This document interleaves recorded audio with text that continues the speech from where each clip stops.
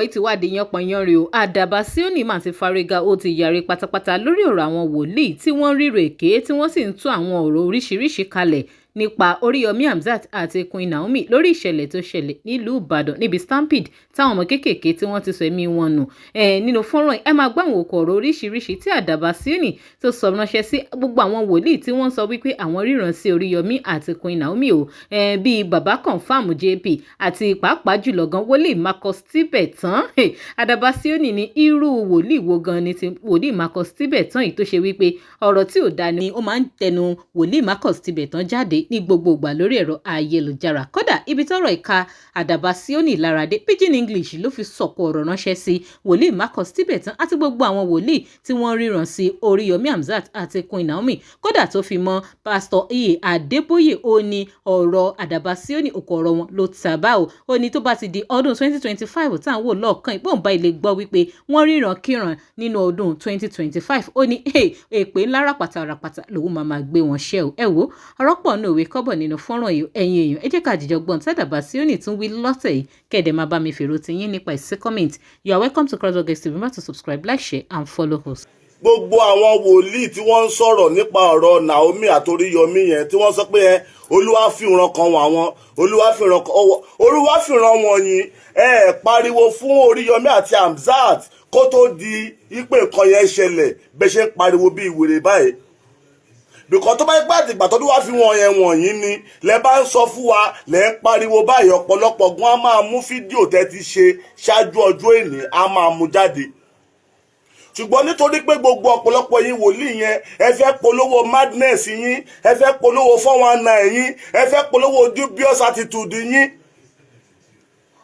Gbogbo wòlíì wa jáde ní ìsìn, oríṣiríṣi àwọn wòlíì wa jáde, àti wòlíì wèrè àti wòlíì wọ́rọ̀ àti wòlíì highlife àti wòlíì Olúwapèmí. I don't know. Ọ̀pọ̀lọpọ̀ yẹn máa ní Olúwapèmí níbo lolúwa ti pè yín, irú fóònù wo lolúwa fi pè yín, níbo lẹ ti receive phone call Olúwa, ẹ̀yin olórí burúkú olè. There is one aláṣọ pípọ́n kan tó ń jáde lẹ́nu ló jáde nísìn wèrè kọ́bẹ̀ tó lóun àwòràwọ̀ olè. Nǹkan tó dẹ̀ wá bí mi nújú ń bẹ̀, ó ní inú ilé májẹ̀mú lòun wà yìí o, òun wà nínú ilé alúà. Kàyú ìmájì ẹni tó wà nínú ilé alúà tó wà nínú ilé májẹ̀mú tí kò róòrùn tí kò gbọ́n táyé ń sọ, ìwọ ló wá ń dá sí ọ̀rọ̀ Oriyomi àti Hamzat. Ó wá ń sọ nípa àpótí ẹ̀rí, ṣọ̀pọ̀lọ́ ló máa pa ẹ́ tó máa pa àpótí ẹ̀rí ẹ̀. Àtàpótí ẹ̀rí ẹ̀ àti wọ́n fúnra rẹ̀ àti gbogbo ṣọ̀pọ̀lọ́ ló máa pa yín ẹ̀ ní ṣoríire láyé.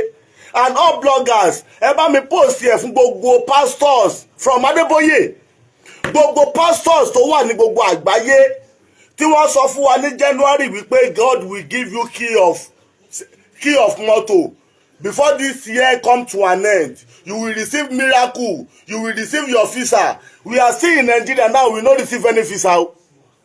We are still here now, we no receive any key of motor. Every pastor that deceiving us with fake vision ṣọ̀pọ̀lọ́ ló máa pa gbogbo yín, and I no go die better.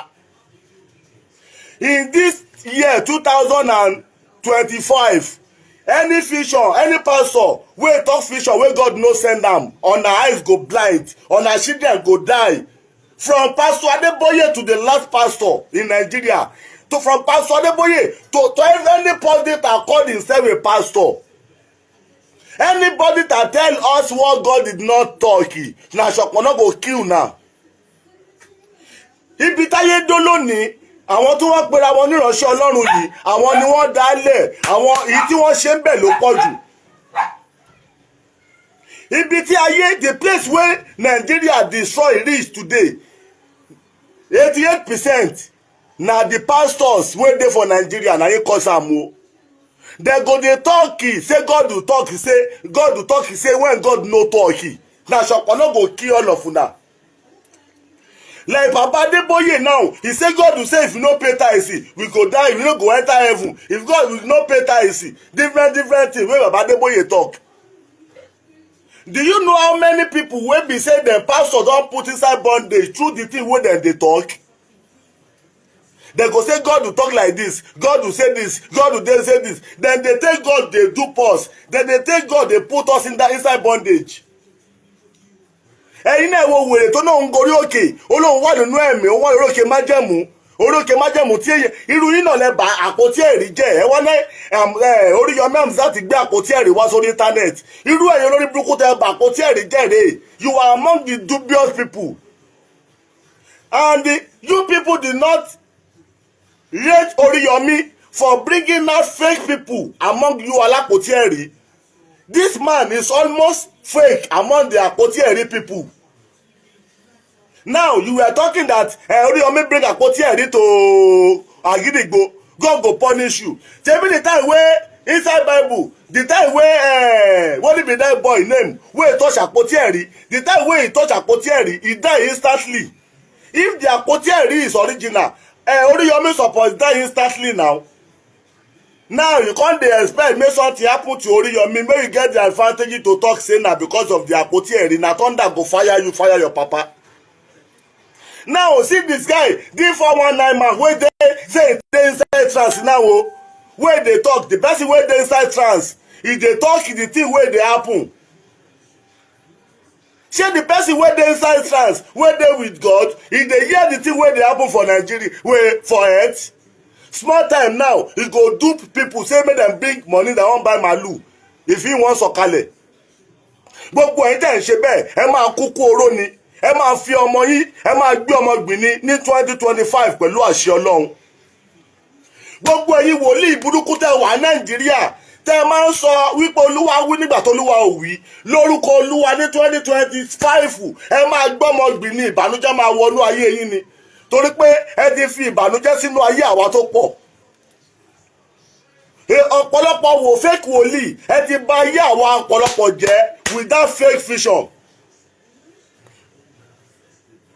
Now, your God now no tell you say dem go release Oriyomi now. Dem not release Oriyomi if you never know. And Naomi, your God do not show you say dem go release Oriyomi today.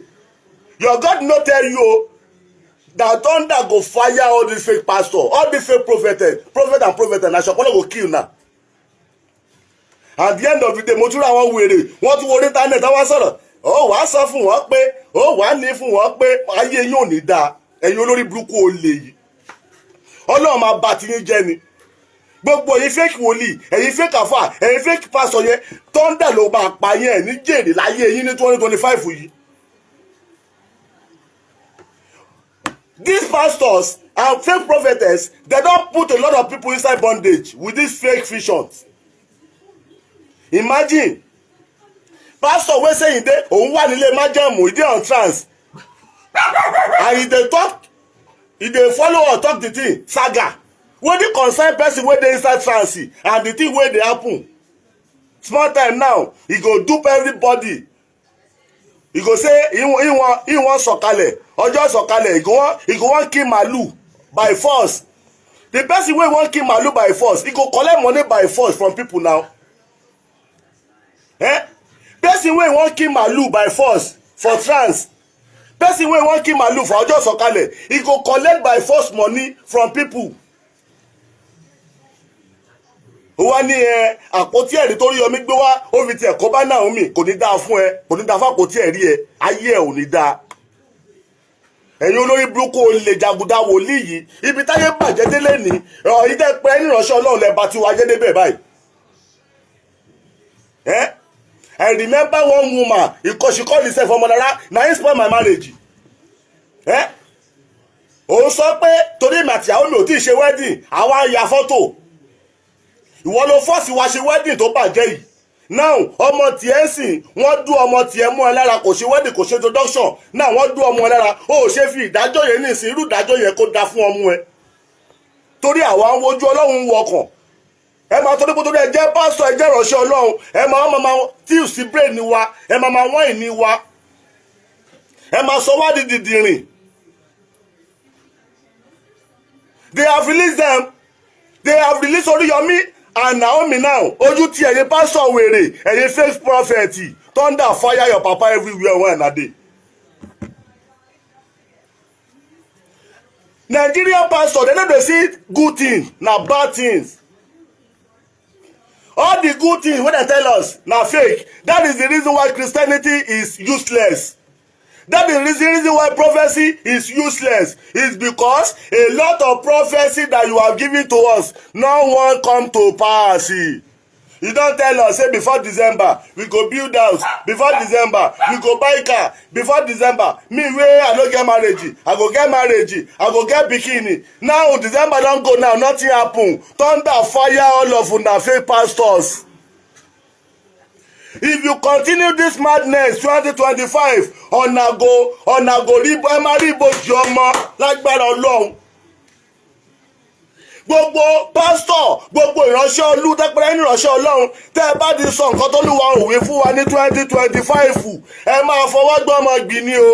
Ikú oró lẹ máa kú, ìbànújẹ́ àárọ̀ ọ̀sán alẹ́ máa wọlé yín ni.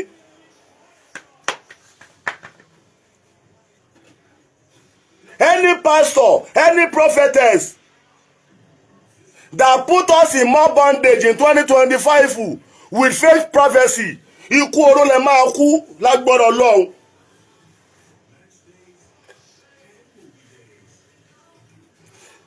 A lot from this saga that happened, a lot of you supposed to know the fake prophet among all of them.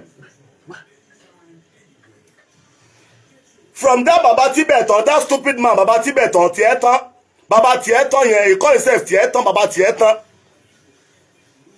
How could that man call himself a pastor, a prophet, and be doing that kind of things, that rubbish on internet, on social media? They be telling us fake message, fake vision, the thing where God no talk. They go say God to talk am. Thunder go fire you now.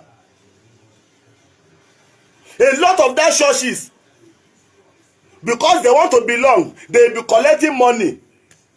They will be asking us money for church.